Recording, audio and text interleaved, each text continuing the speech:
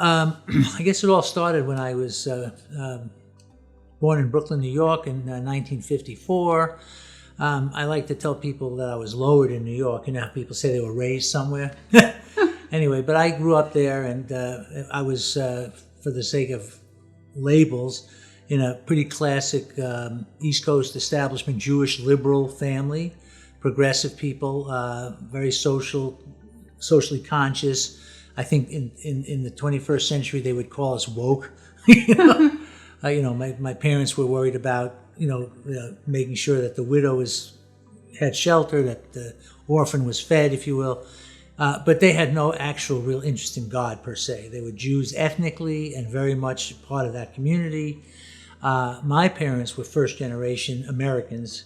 All of my grandparents came over from the borders have changed over the years, but what is more or less Poland and Russia and Ukraine. I had a pretty good childhood. I can't complain, really. Very, very lucky. But nonetheless, we knew that there were other people out there that weren't like us. There was the us and them type thing. But, again, I thought my teaching from my family was to treat everybody fairly and to get along. And that was not a problem. There were kids I played with in the street that were, Gentiles. And we always thought that if you weren't Jewish, you were Catholic. You know what I'm saying? But then, of course, I got to understand that you could be not Jewish and be a lot of different things, that kind of stuff. But, when the issue came up about Jesus and that whole Christian thing, it was more or less the family as well as the community attitude that, that's for them. That's just for them, the Gentiles. And they weren't disparaging. They weren't nasty to me or anything nasty about it. They just were saying, that's not for us. We don't do that. Ironically, though, my father was raised in New York back in the 20s by a Gentile woman because his father and mother really didn't take good care of him. His parents divorced when he was very little, and he ended up more or less kind of being on the street, so to speak. So this woman who had come from Florida to be a dental hygienist, saw him and noticed him and said, I'm going to take you in, so to speak. And that woman became what I called, when I was a kid, my Aunt Zana. I was, probably 12 when I found out that Aunt Zana wasn't related to me in any way, but that's okay. And Aunt Zana was a Protestant of some sort. However, when she moved to New York, she met a fellow named Tom Daniels, and when they fell in love and got married, etc., she converted to Catholicism. And much like other converts in various types of religious groups, she was very serious, very, very, devout, and she was sincere, etc. They never had their own children, Tom and Zana.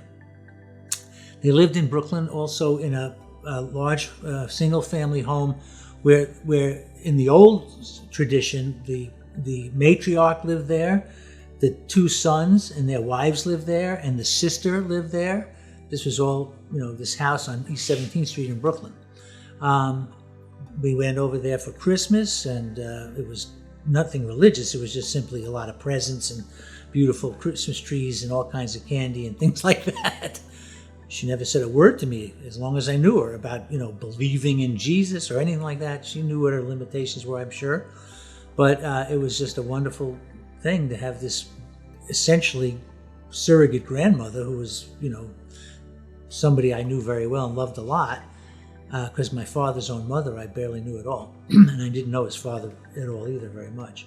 But to make a long story short, which I'm not good at that. I also was in a situation growing up where my parents we had a housekeeper, which was nothing particularly unusual necessarily, but we had this wonderful woman named Ethel Rogers, who, from whenever I can remember, up until I was about 12 or 13 years old, was at my house every day taking care of things. And as I was getting closer towards being 12 or so, my mother went from being like a regular mom to being an invalid. She had multiple sclerosis. So now Ethel was taking on more and more of a role in terms of the actual raising of the family. She had health problems and had to quit. And then there was a succession of other housekeepers that came along that took her place, so to speak. But then my mother passed away when I was just about ready to start medical school, when I was about 20. Point is, Ethel was very, very devout Christian woman from the South, but never said something like, "Oh, this is how you should believe," or "Let me tell you about the gospel." Those conversations didn't take place. She just, by example, showed me who she was. Ended up at UMKC right here in town to go to undergraduate school back in 1972. Started to interface with what was then called the Jesus movement. And here were all these young college kids who had found Jesus, etc. And they were on street corners handing out leaflets and tractates and this and that. And turns out I moved into the UMKC dorm on the 25th of August of 1972. My father brought me here to move in and then left, and here I am alone, 1,200 miles away from home. And I was probably in the dorm for maybe 2 hours trying to figure out what's what. And a nice young fellow named Gary Henke came in, introduced himself. He had an open Bible in his hand, and he had heard somewhere or the other that I was Jewish, and he wanted me to know all about Jesus and that Jesus was Jewish too. And I was very polite to him, and I just nodded and listened to him. But, at the end, that conversation ended with, "Nah, that's not for me, thank you, whatever." We stayed friends. We were friends. It's not a problem. It's just that, But over and over again, people kept on coming up to me at one venue or another to explain to me that, there was this Jewish guy named Jesus and all that. And, it was very nice of them, but none of it really appealed to me. But it did eventually spur my interest in trying to investigate the claims. What about the claims that this Jesus fellow is making, and can there be any truth to it? Can you prove it, if you will? And what is the historical record, and what do the rabbis say, and what do other people say, etc.? So figure about the age of, 18, let's say. For about the next 16 years, I was just more than casually interested in trying to prove that Jesus could not be who he said he is. And that is not an unusual journey for Jewish believers. But the point is that there's an abundant amount of what I would call anti-missionary literature, which means that Jews as well as Gentile unbelievers have written extensively on all of the explanations and reasons why he isn't the Messiah, and it was a huge deception, and everybody that believes it is full of it, or that they're being deceived, or they're deluded even. That's worse, because we know from a physician's point of view that a delusion is a psychiatric term for a fixed false belief, which means you're psychotic, But I'm not calling believers psychotic at this point. I might have then, but not now. But I kept on investigating and reading and learning, and But I want to backtrack just for a second. After the 1972 to 75 college experience, I went up to Chicago to go to the osteopathic medical school, and I encountered there a man who actually was the chairman of the Department of Psychiatry, named John Lee. Now, actually, John C. Lee. That was his American English name. His name was Johann Cecil Lehimsky, and this man was fascinating. He was living under the protection of the United States government by sovereign immunity or something, because he was wanted by the Soviet Russians for war crimes during World War II. Oh, wow. And how is that? He was a partisan in Europe fighting the Nazis. Okay? And what did didn't the Russians fight the Nazis? Yes, but what the partisans in Poland did, they blew up Russian ammo depots and train tracks and things like that. So after the Nuremberg trials, which he participated in actually as a consultant, because he was a psychiatrist, even then, he was already a psychiatrist. He survived the war, he was tortured, he had had a crazy story. But it turns out that the United States government told him that he was sort of a wanted man, and they decided that we'll ship you out to the United States and protect you. And that's what worked out. What happened to Dr. Lee was amazing. He was captured by the Gestapo, and the Gestapo were looking for him. They were looking for Lehimsky, okay? And they had him, but he didn't tell them that. In other words, it was a mistaken identity. Oh, wow. The idea is that, where's Lehimsky? And they would torture him for a few minutes. I don't know where he is, he was sitting right in front of him. But to make a long story short, he was in Spandau prison for 11 months in solitary confinement. And really tortured. It was terrible. But there was a prison guard who, during the day, acted like, a nasty, horrible prison guard who was cruel and abusive and horrible. And at night, because he knew his way around, would sneak back into the prison with food and blankets and things like that to give the prisoners, because he was actually a sympathizer. Okay. But the only thing he could bring Dr. Lee to read were Bibles, and they were in different languages, Russian and Polish and other languages. So while this man is being tortured in solitary confinement, he becomes, in effect, a biblical scholar of sorts by reading and interpreting and learning, and that continued on afterward. I wanted to be, at one point, entertain the idea of becoming a psychiatrist, and I don't know what the rules are these days, but in those days, at least 40 odd years ago, you had to see a psychiatrist to talk to them about that, like as a patient, to see whether or not you were, sane or whatever it takes to become a psychiatrist. Could handle it, maybe, too. Right. And he was the chairman of my department. I did have some issues that were concerning me. My mother died just before I started medical school. I had other things going on. So I went to see him. And it turns out that I had about 10 official weeks of talking to him as a patient, per se. But that grew into a very beautiful, wonderful, relationship that would be akin to something like a Paul and a Barnabas, or a Paul and a Timothy, or something like that, where he became like a discipler and I was sort of the disciple. And he was able to help me, and I was able to help him. Because of how badly he was treated by the Nazis, and I don't want to get too graphic, but one of the things was he was hung up with his hands behind his back and strung up, with his body weight, which is horrible. And if you can imagine dislocating his shoulders and everything. And the other thing is, again, not too much to say, but they would wrap gauze around his finger and then would light it on fire with gasoline. It was horrible. Yeah. So the thing is, he had lots and lots of shoulder and back problems, as you could understand. And also, he could barely bend his index fingers. You know what I'm saying? He smoked a pipe, and I used to smoke a pipe. When you smoke a pipe, you tamp down the ashes, and typically you'd use your index finger. But he couldn't do it. Okay, so I was an osteopathic medicine fellow. I was doing a fellowship in osteopathic therapy, and he was familiar with it. He was there at the medical school all those years. So I would go talk to him for an hour about my whatever, and then it was time for me to take care of him and treat him, and I would work on his shoulders and his upper back, and I would work on his fingers. And he was so excited because he got to the point where he could use his index fingers to tamp down his pipe, Well, all this for what? Dr. Lee was a very, very devout Catholic Christian. And he also was in the psychiatric universe we're talking now, sort of, well, let me go back a second. When a person is having a talk therapy relationship with someone like a psychiatrist, there's this phenomenon known as transference, where the object of the conflict that the person's dealing with becomes the psychiatrist, and that's how they work it out.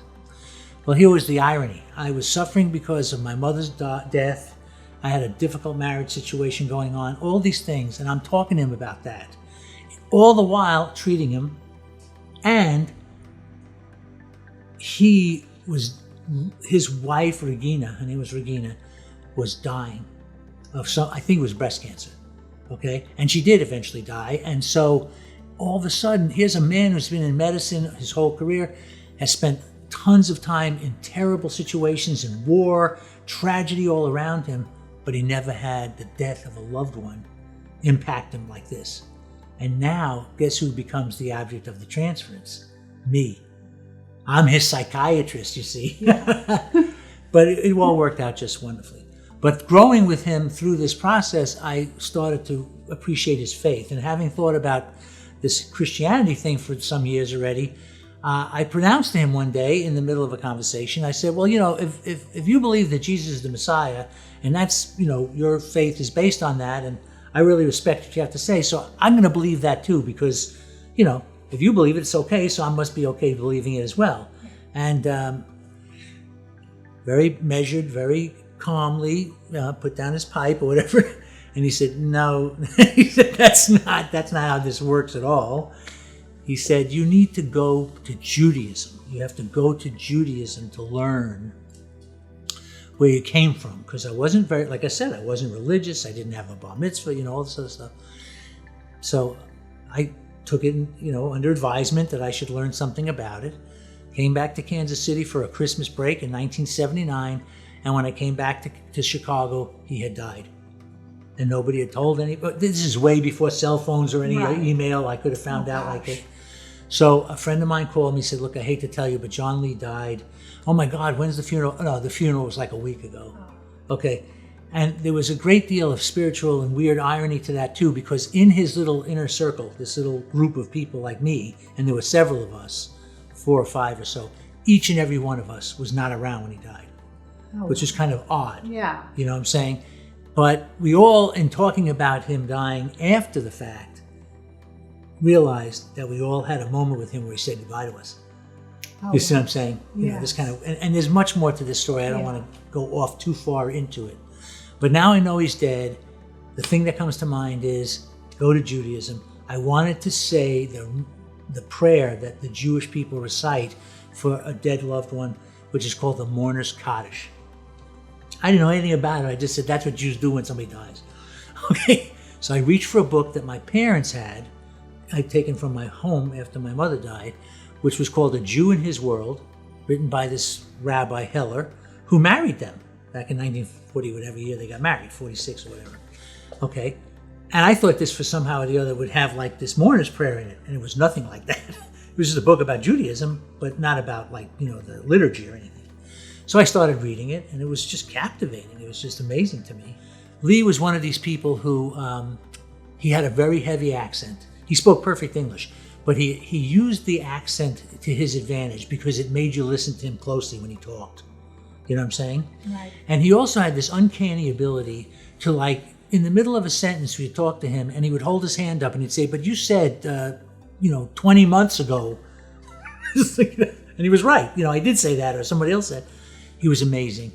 And also, he would want to convey some idea, and instead of giving you it, just easy, he would make it a situation where you'd have to find out on your own. You'd have to do some work to find out what he was talking about. And in one of our many conversations before he died, he talked about this book that I should read. And he would do this. He would sit there and snap his fingers. He'd go, "Let's see, it was Kaufman. It was Kaufman." And the book was, there was three things in the title, like existentialism and religion and something. Now, he knew exactly who Kaufman was. He knew exactly what the book was, but he didn't tell me that. He wanted me to find out on my own. Yeah. All right. 2 or 3 weeks after he died, it was Super Bowl Sunday in Chicago. I don't know how you remember all these dates. I just do. It's amazing. Yeah, I mean, I don't know what I had for breakfast, though. Anyway, it turns out that we were, my wife and I, we were the recipients of a brand new color television. We were so excited. And I went up to the street, and I lived on Fullerton Avenue in Chicago. I wanted to go buy an antenna. This is way before Best Buy and all this other electronic stuff.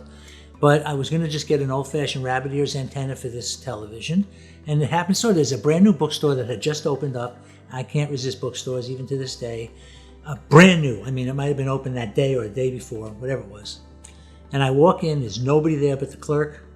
I'm just meandering through the aisles, just row upon row of perfectly stacked, brand new, beautiful, glistening books. And I come around the corner to the religion and philosophy section, and there's all these beautiful books, and there's a book sticking out about this far. And I can see EX, and I can see RE. And I walk, it's just one book, and I grab it, and it's Existentialism, Religion, and Death by Walter Kaufman. I bought it. Yeah. I mean, that's like Dr. Lee telling me, here's the book, yes. Yeah. Get on with it already. So that was a very important experience. That sent me into a journey into Judaism that led to becoming Orthodox. I got really serious. I started to keep kosher. I started trying to observe all these laws and rules, again, trying to identify with this roots that I came from. and learned a lot. It was just, a big, self-educational journey, plus more organized teaching. I found a rabbinical, a rabbi to help me, who was very helpful, etc., and discipling me, etc., and so forth.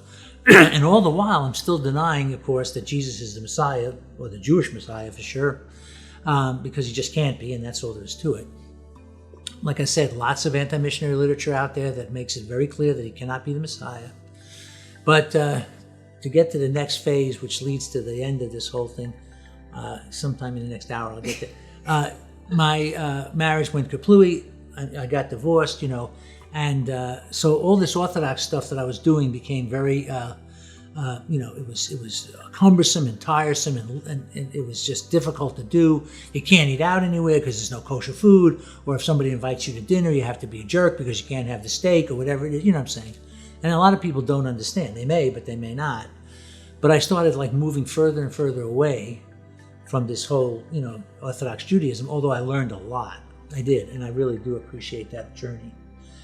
Come to meet this nurse at Independence Regional after I got the job, after my residency, and was able to,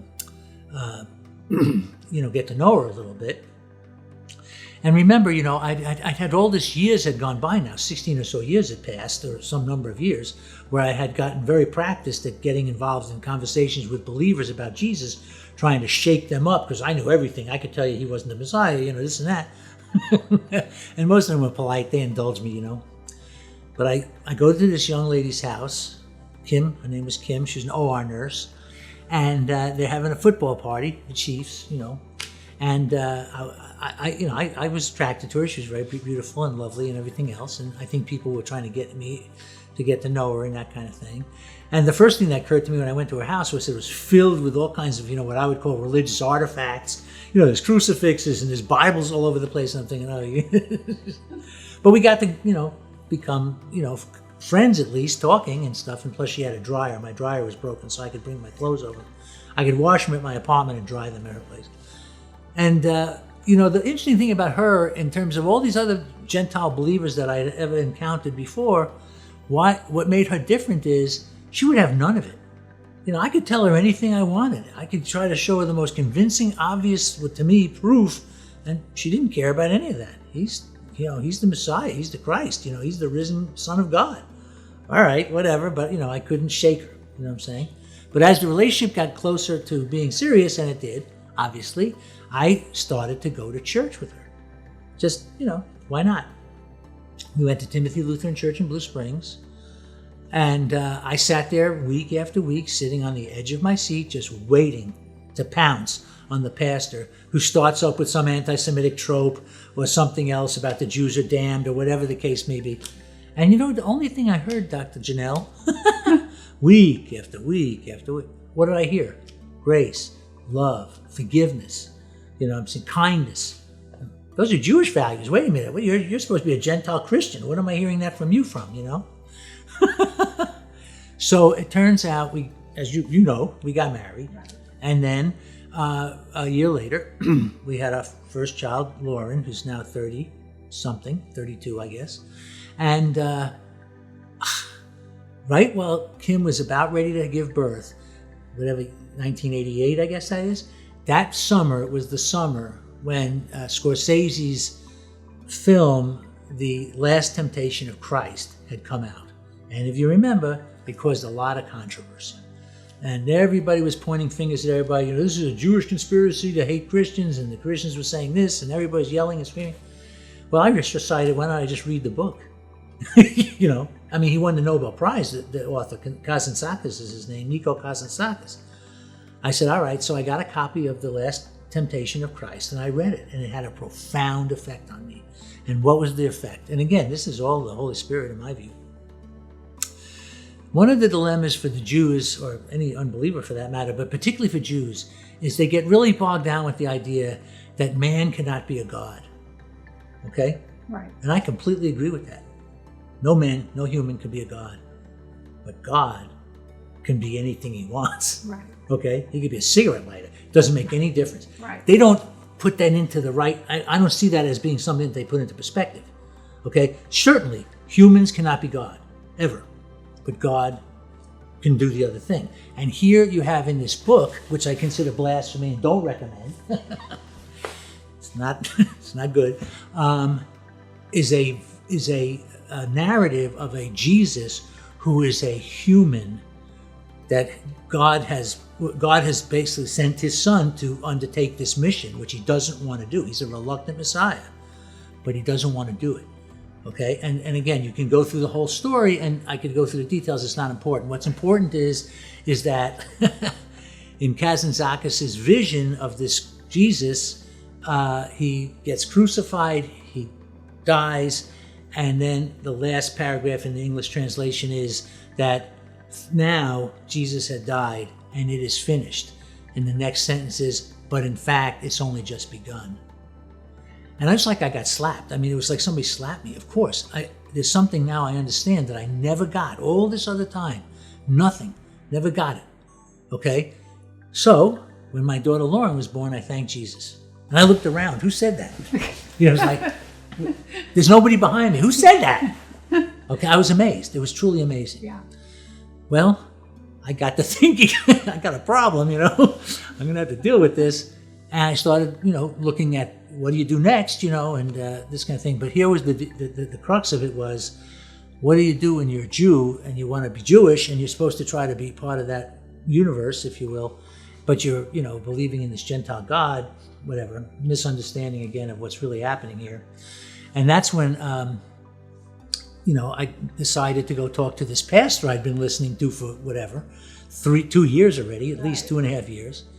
And this is another one of these crazy, I mean, it's just, this just you guys are making like a movie, right? This couldn't be made in a movie. He doesn't know why I'm coming to see him. Okay? Hey, you got a few minutes, Pastor Lieb? Oh, sure, come on in, whatever. Sits down, cluttered, classic pastor's office, cluttered, stacks of papers, junk everywhere, file cabinet over his right shoulder, 4 drawers. The second drawer is open about that far, 6 inches, let's say 8 inches, okay? My point is, I believe now that Jesus is the Messiah of Israel. What am I going to do? I have to reconcile this with Judaism, with the people Israel. What am I supposed to do about that? Doesn't even look. He just puts his hand behind his back, grabs this folder that's about 3-4 inches thick, puts it on right in front of me. It says Jews for Jesus on it. Okay, and it's in chronological order, the Jews for Jesus newsletters he's gotten for the last 40 years. It's like this huge stack. And the most recent one, the one right on top, is the November 1988 Jews for Jesus newsletter. This is all still in print, remember? Right. This is way before right, email. before internet. Right. And the late founder of Jews for Jesus was a fellow named, his name was Martin Rosen, but he went by Moshe, which is the name Moses. And Moshe Rosen wrote a piece every time in this thing. And I used to get these newsletters, you know what I'm saying, even though I wasn't a believer. That one, November whatever, was talking about the Luke 2 narrative, which most of us know, even non-Jews know it, The angel of the Lord appeared before the shepherds and said, behold, I bring you tidings, fear not, I bring you tidings of great joy. For unto you this day is born a Savior in the city of David. Okay, and he's making an analysis of this verse, and then when he finishes quoting the scripture, his next line is, and he wasn't talking to Gentiles. And I literally felt the slap. I mean, it was like, whoa! Of course not. He was not talking to the Gentiles. There were no Gentile Christians then. They weren't for 100 years or so, or whatever. Okay? So that now meant that I can reconcile this, and led me to start meeting people and dealing with the small but yet growing messianic community of Jewish believers in Kansas City, and then it went on from there. And of course, I went and got baptized and pretty much stayed in the classic kind of Gentile circles because I was called to that. That's what I was called for, and mostly even to this day, as you can tell, I talk a little. What God has used that for is to teach Jewish roots and Hebrew roots to the Gentile Christians. Not they should become Jews. We got that resolved. Galatians took care of all that. But because there's some value in informing us as to exactly what the first Christian century of Jewish believers were, and you know what has happened since, and you know the persecution stuff that comes up and all that. We don't have to go over that now, but you understand what I'm talking about. So that's the short story. I tried to make it, you know, short and sweet, but so that started my journey, a new journey. Instead of trying to prove he wasn't the Messiah, now my entire, you know, point of view is telling everybody he is the Messiah. Right. And I think that I know you've encountered this because I know you're spiritual and you've had a lot of experiences with this. When a person is willing to put the baggage down and not, you know, get all bogged down with questions that aren't relevant to their immediate issue, you know, well, what about the guy on the island that can't hear from a mission? Yeah, I'm worried about that guy, but I'm not talking to him. I'm talking to you. Okay, you can find out about him. You know, right. Here's the books. Here's I can show you where it says. You know. The issue in those cases of the baggage, you know, the Holocaust, how could a loving God have, I don't know why, God, I don't know. What do you want from me? I don't know. Okay? But God's full of grace and love, and there's something there, you know? So, you know, whenever you present this gospel message and a person is willing to examine it and try to be as objective as possible, and then still comes back and says, no, I don't believe it, it's just not true, I think they're lying to themselves. I think they're just trying to avoid, you know, there's something they're afraid of. Oh, I'm going to have to stop enjoying myself because I believe this. You know, it's ridiculous, but you get the point. Right. And when I met you was soon after that. I mean, in the 90s, the mid 90s. Right. And started working with you. And of course, I know you after you became a Christian, I guess. And I just know that your faith has been, you know, very deep-seated faith. You know, it's very obvious in everything that you do, you know, at work, how you treat people. It's very, very, very obvious to anyone who knows you. So let's get to this story.